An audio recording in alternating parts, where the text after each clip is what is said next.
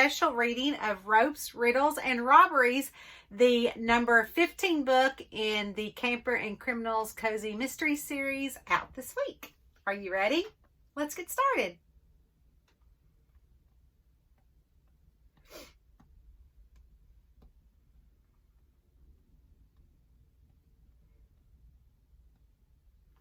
Chapter 1. It was always a good feeling when the calendar turned to a new year. There was renewal, hope, change, and just a do-over. For me, Mae West, this year was going to be sort of a rebirth of who I'd become and why I had become that person. Not that I didn't know who I was. I certainly knew that. And I didn't have any control over the fact that my entire family had died in a house fire, and I was clearly the only one left to be spared. Yes, I believed I was spared. How it happened or why I believed that was a whole nother way of thinking. And there was no harm done in trying to figure out if my recently unfolding memories of the house fire meant that it was deliberate and not an accident, as the fire marshal had claimed. I was on a mission this year to find out. 2 problems. I didn't live there, and it was over 15 years ago that the fire took place. I had no idea if the people who had lived in my hometown of Perrysburg, Kentucky were around or even still alive.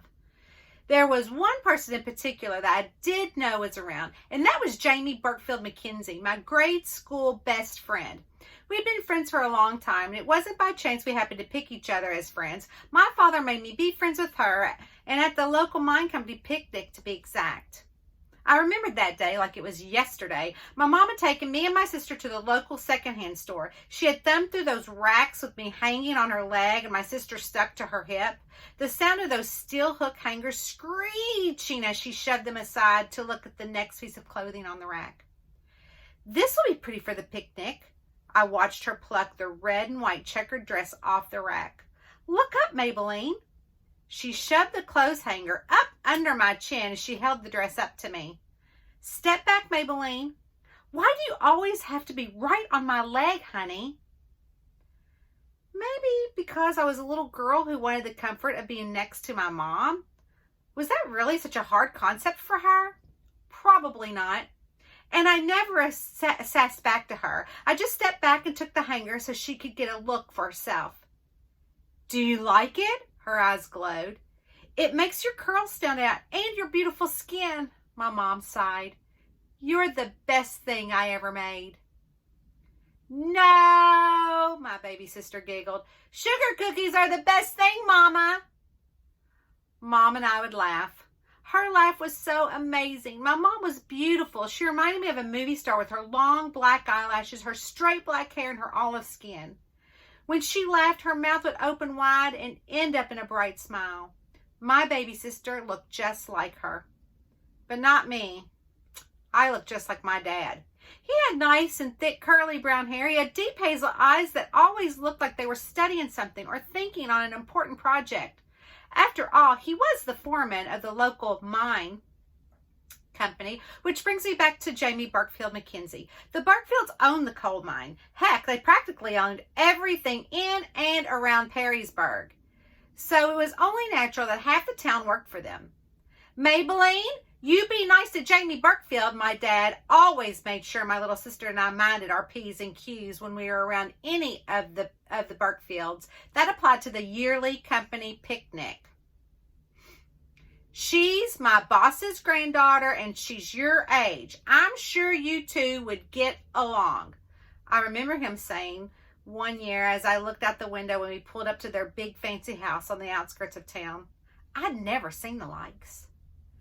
They had an entire compound like the famous Kennedy family I'd seen my mom gawk at in those magazines while we were in line at the local grocery store. That was another fond memory. Mom would quickly thumb through them and read as much as the celebrity gossip she could. One time, the cashier had gotten on Mom for bending the pages of the magazine and putting it back.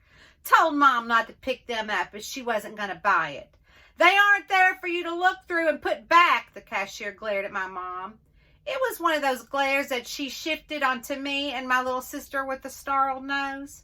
like she was better than us and we were just dirty kids from the wrong side of the track. Well, we weren't.